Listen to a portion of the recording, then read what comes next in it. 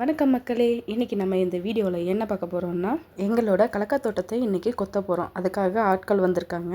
அதனால் அவங்களுக்கு நம்ம இன்றைக்கி என்னென்ன சமைச்சிருக்கோங்கிறத தான் இப்போ நம்ம பார்க்க போகிறோம். ஃபர்ஸ்ட்டு பருப்பு, கத்திரிக்காய், முருங்கைக்காய் இது எல்லாமே போட்டு வந்து சூப்பராக கமகமான ஒரு பருப்பு குழம்பு.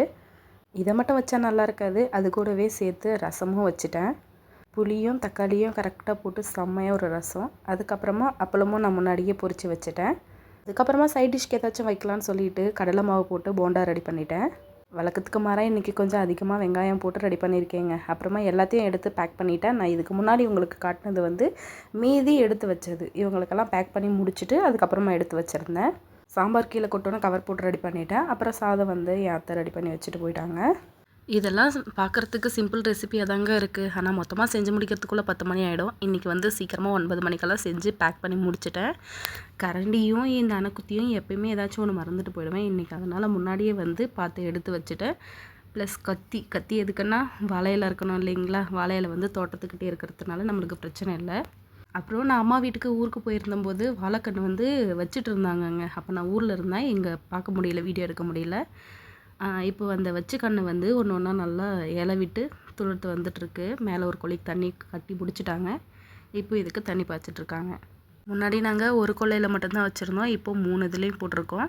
அப்புறம் நிலத்துக்கிட்ட வந்துட்டு அங்கே கொத்திட்ருக்காங்க. இங்கே நிழல் இருக்கிறதுனால நான் இங்கேவே இறக்கி வச்சுட்டு இலை அறுத்துட்டு வரலான்னு அந்த தோட்டத்துக்கு தாங்க போகிறேன். 1/4 மணி நேரமாக தேடி இந்த 7 இலையை அறுத்துட்டு வந்துட்டேங்க. அதுக்கப்புறமா நான் அறுத்துட்டு வர்றதுக்குள்ளே கையெல்லாம் வாஷ் பண்ணிவிட்டு வந்து ரெடியாக உட்காந்துட்டு இருந்தாங்க. அதுக்கப்புறமா வந்து எல்லாருக்குமே பரிமாறி முடிச்சுட்டு இப்போ நான் வீடியோ எடுத்துகிட்ருக்கேன். என் பசங்களுக்கு வீட்டில் இருக்கிற போதெல்லாம் பசிக்காது, இங்கே வந்த பின்னாடி தாங்க பசிக்குது. அவங்களுக்கு ஆளுக்கு ஒரு இலையை போட்டு அவங்கள சாப்பிட வச்சுட்டு அதுக்கப்புறமா எல்லாருமே சாப்பிட்டு முடிச்சுட்டாங்க. எடுத்துகிட்டு கிளம்பிட்டு வீட்டுக்கு வந்துட்டோம்.